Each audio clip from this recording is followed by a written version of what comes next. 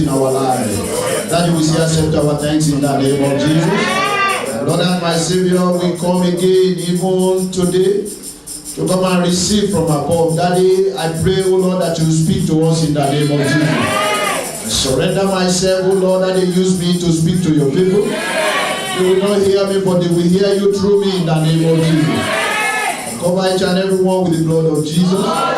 Say the blood will be a shield over us in the name of Jesus. But I declare the heavens open upon this assembly. There will be ascending and descending of the angels, even in the name of Jesus. The name of the Lord will be glorified. Thank you, great Redeemer. In Jesus' mighty name we are prayed. In Jesus' mighty name we are prayed. Amen. Look at somebody and give them a high five and say you are in the right place at the right time.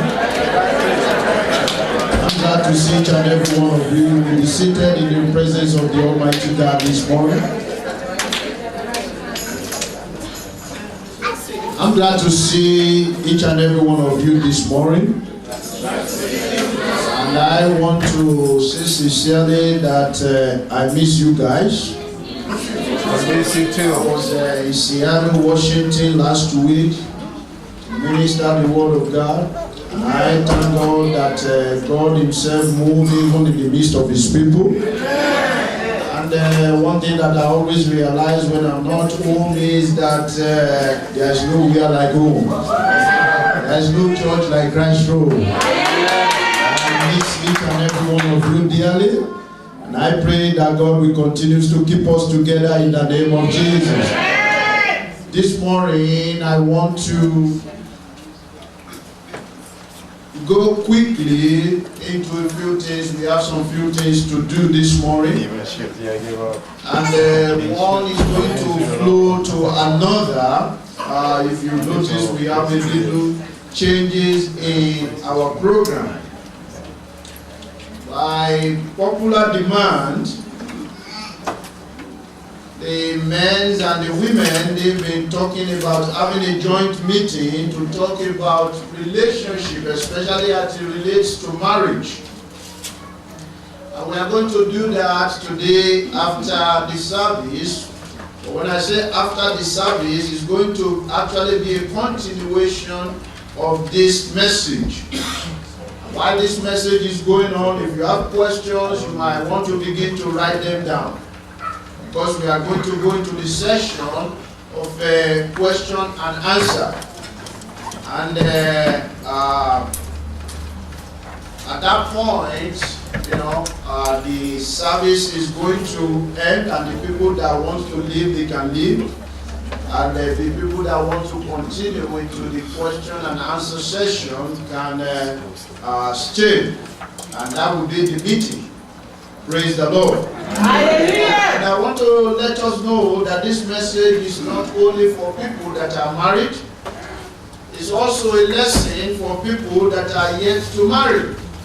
Am I speaking to someone this morning? Yes, sir. And also it's a tool for the people that are grandmothers and grandfathers among us to teach, the one that are coming behind. Praise the Lord. Hallelujah. So this morning I want to talk to us briefly about what I call the 6 A's that makes a marriage last.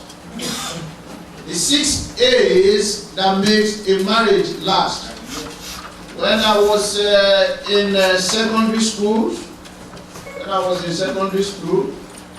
when you do your school start, as they call it at that time, I don't know if it has changed now. And you do your WAEC, they call it the Almighty WAEC. And when you score all A's, they say you have a distinction. Not many people that have distinction in my class. But we do have some people that have some A's. But I know that not every one of us have distinction in our marriages or our relationship.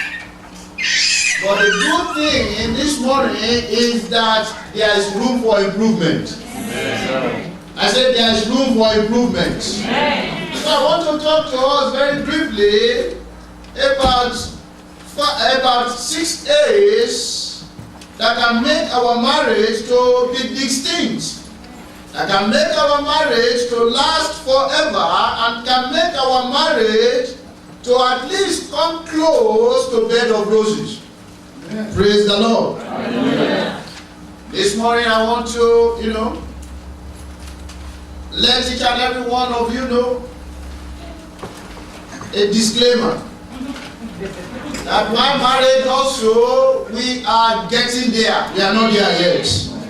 Praise the Lord. Amen. So when I say some things, I say it according to the biblical rules. And I want our hearts to be receptive rather than antagonizing or be defensive. And I'm going to be talking from the book of Romans chapter 15. There are reasons why so many marriages die today.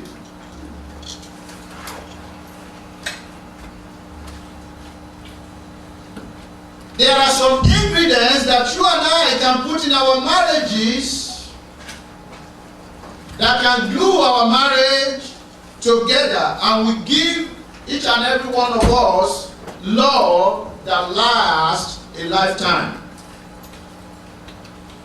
The first one that I want us to examine this morning is what I call acceptance. Somebody say acceptance. Romans chapter 15 verse 7. Romans 15 verse 7. Romans chapter 15 verse 7. My interpretation says, accept one another. Accept one another when then, just as Christ has accepted you, in order to bring praise to God. Receive ye one another, as Christ Lord received us, to the glory of God. Husband and wife need to accept one another the way they are. It is very important in marriage, because 70% of everybody who gets married marry their opposites. Am I speaking? Yes, sir. 70% of people that get married marry their opposites. They have differences. When you eat, you notice that you don't eat with two knives. You eat with fork and knife. Two people, if they always agree on everything in marriage, it means that one of them is not necessary. Am I speaking to somebody? Yes. I said, if two people are in marriage and they don't quarrel with each other, they don't argue with each other, they always agree on everything 100%, that means one of them is not necessary.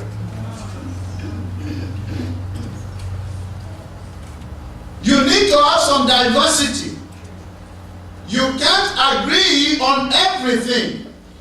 The differences that attracted you to that person at the time that you are dating, later, if care is not taken, they become an irritation. Am I speaking to somebody?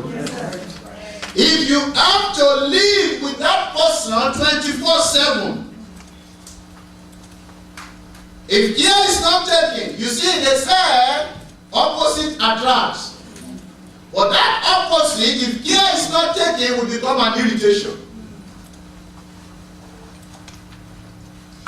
Before, I see people say before we are married, we have so much in common.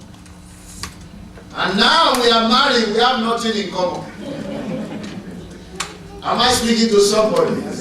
You see, I've been a pastor for a while now, so I hear different kind of things. When you are, I always say this. When people come for counseling, when they want to get married, it's too late. I find out it's too late. And I tell them, I'm just going to give you advice. Because they already made up their mind they're going to marry. If you tell them that this woman is not for you or this man is not for you, they're not going to answer you. They will carry themselves, go somewhere else. There is something that has attracted themselves to each other. That's why I said in this church we begin to teach our teenagers how to choose a godly husband, how to choose a godly woman. When you marry your husband or your wife, you have to accept them. God has a sense of humor, I always say, by putting opposite people together. Sometimes you will see the husband and say, my goodness, this man is good. Then you will see the wife and say, why?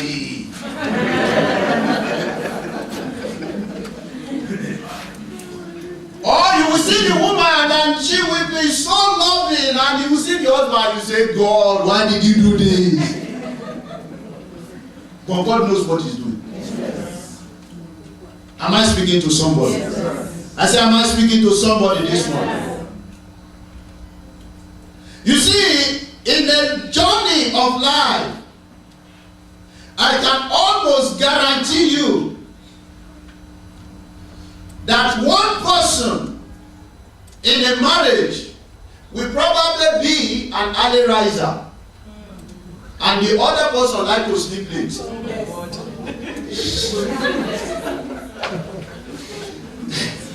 Am I speaking to somebody? Yeah. Am I telling the truth? Yeah.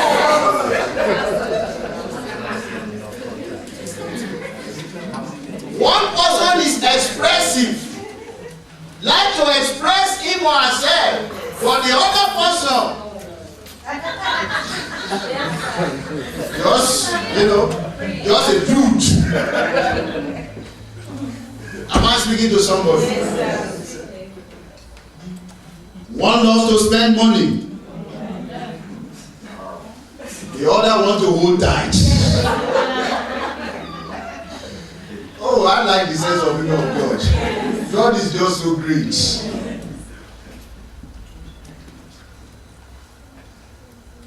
Differences in marriages is inevitable. The fact is, you have to accept your spouse. You cannot be comparing your spouse with another person. Am I speaking with somebody? Your differences are not wrong. You are just different. Two people can be different and still neither one is wrong. Are you hearing me? Yes, sir. Two people can be different and neither one is wrong. The question is, do I accept my mates? Do I accept my mates' differences? Acceptance is essential to marriage because everybody is imperfect. We all need a lot of acceptance. Romans chapter 14 verse 13, it says, stop judging each other. So without acceptance, you will nag your marriage to death. Am I speaking to somebody? Without acceptance, you will nag your partner to death. That's not what marriage is supposed to be. Number two, very quickly, I want to make this fast so that we can have time for question and answer. Attention. Attention. We all need attention. I can hear some of my women say, yeah. We all need attention. When the woman is talking, that is not the time for your iPad. Let somebody shout hallelujah. Hallelujah. 1 Peter chapter 1 verse 22. 1 Peter chapter 1 verse 22. He said, love one another deeply from your heart. Over 16 times in the Bible, it says, love one another. Love one another. What does it mean? What it means is to pay attention to your partner. Attention. If you love somebody, you will pay them attention. I say if you love somebody, you will pay them attention. Am I right? Yes, sir. Everybody needs attention. You see, as a little child, we demonstrate our attention seeking differently. We come out and put on our shoe and say, watch me, daddy, watch me, mommy. Watch me, see, mommy. Even when your mommy and your daddy is talking, you want to get between them, see me. But when we grow older, we still need that attention. We just don't do it blandly the way we used to do it.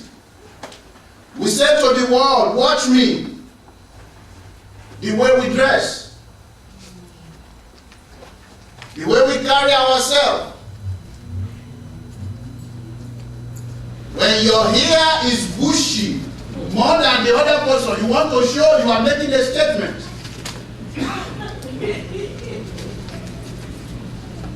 When your pant is tighter than the rest, you are making a statement. It's an attention that you are seeking. You are just doing it in a different way. When your shirt, look more fitting on you, you are making a statement.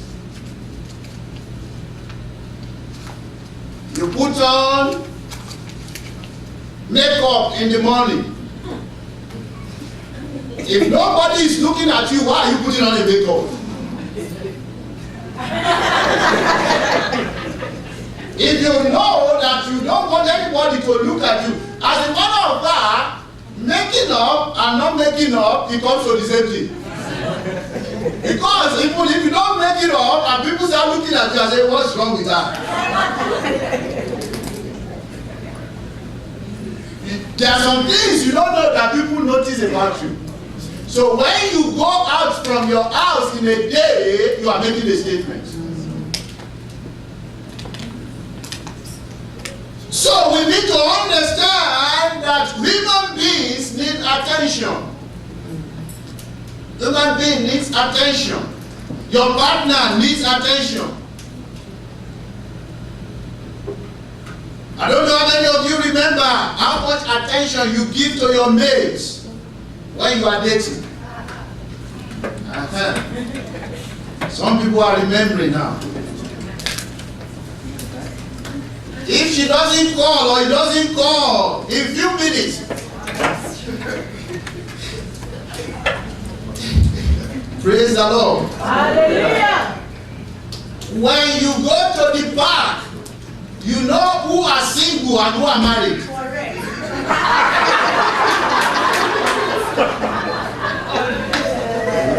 The people that are single, they pay attention to each other. No matter what is going on around them, they just talking to each other. But when you see the people that are married, when Sister Lashma wants to hold Brother Lashma's hand and leave me alone. Are you a strong girl?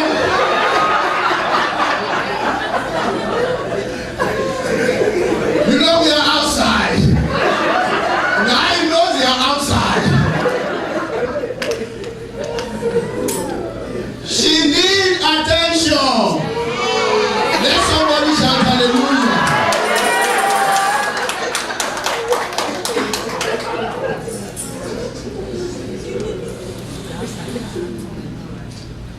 You see, marriage partners, they need each other's attention. I work a lot with computers. And I have CP, I have a PC, the one that is connected. I have wireless. I have little mobile one. And I have office in my house. But I now discovered that I'm creating another office in my bedroom.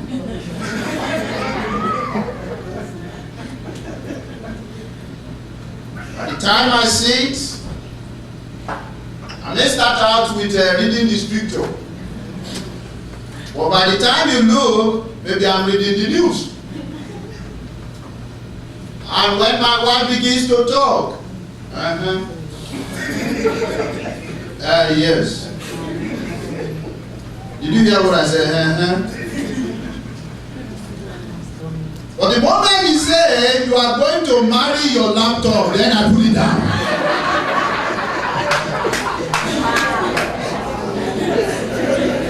Because I don't want to marry my laptop. I don't want to romance my laptop. They are two different things entirely. God created a woman in a special image. Hallelujah. Your wife needs your attention. Tell the man sitting next to you, your wife needs your attention.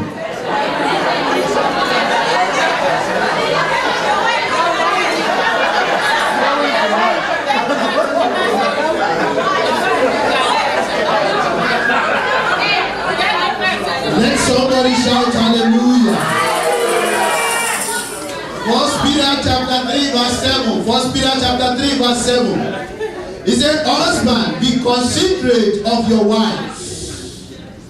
Husband, be considerate of your wife. That is, pay attention to them.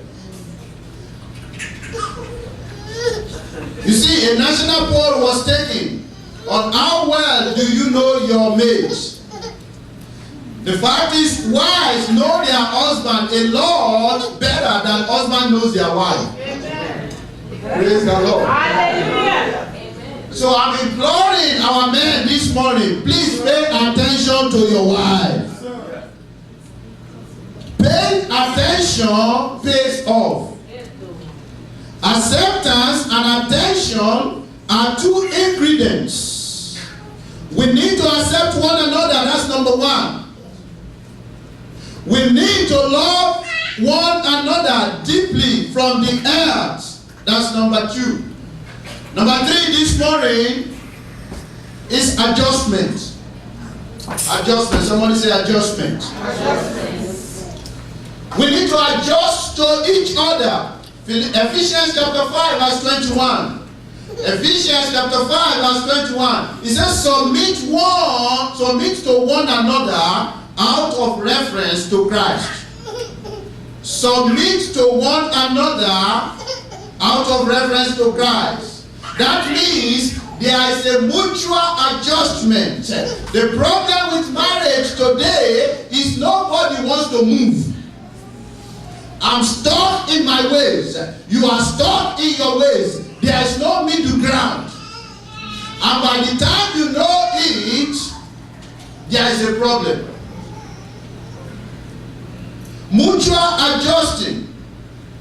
You might be wondering, doesn't the Bible say that the husband is a spiritual head of the house? Because no man likes to quote that a lot when they want to abuse. Then the Bible says, I am the head of the home. So you have to be submissive. Yes, that's very true. Doesn't the Bible say that the wife is supposed to follow her husband's leadership? Yes, it's very true. But it also says submit one to another. Submit one to another. When the wife follows her husband's leadership, it doesn't mean she does all the adjusting. I hope you are hearing me. When the woman submits to her husband's leadership, it doesn't mean that she becomes a slave. There is a mutual adjusting, submitting to one another. Submitting to one another. There is a place for compromise.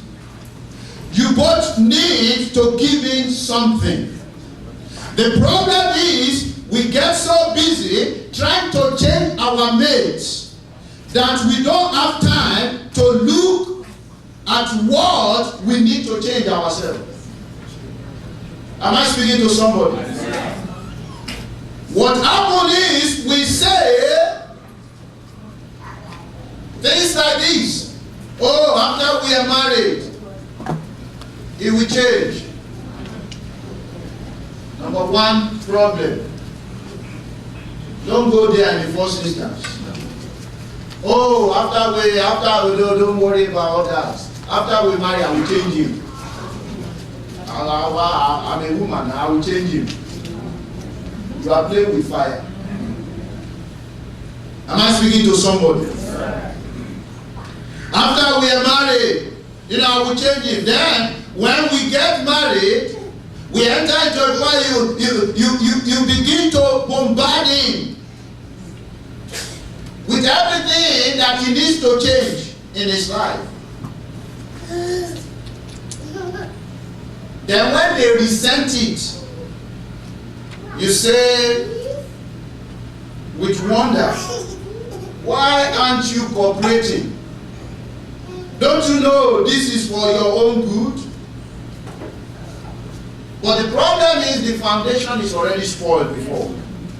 Some people can't adjust, so they divorce and remarry. The fact is, I want to say this clearly, especially for people that are getting married, that are yet to marry. The longer you live, the more you are set in your own ways. So if you are marrying a husband that is 30, 40 years old, he's already set in certain ways. Already set in certain ways. To change it when you get married is going to be the intervention of God. Yes.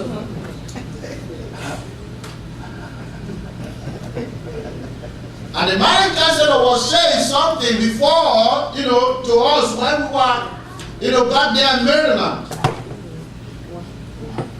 He said, if you marry a woman at the age of 20, before you can bring her to the level that you want, that the two of you can get, it takes another 20 years. So it's a work in progress. So don't marry a woman today and say you want her to change tomorrow. Am I speaking to somebody? I say, am I speaking to somebody?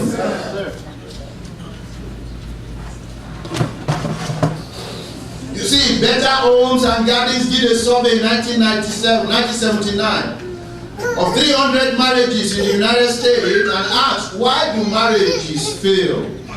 The number one reason was immaturity. The number two reason was selfishness. Immaturity and selfishness. Those two words are commonly called incompatibility. I hear people say this a lot, we are just incompatible. What does it mean? It means you are both stubborn.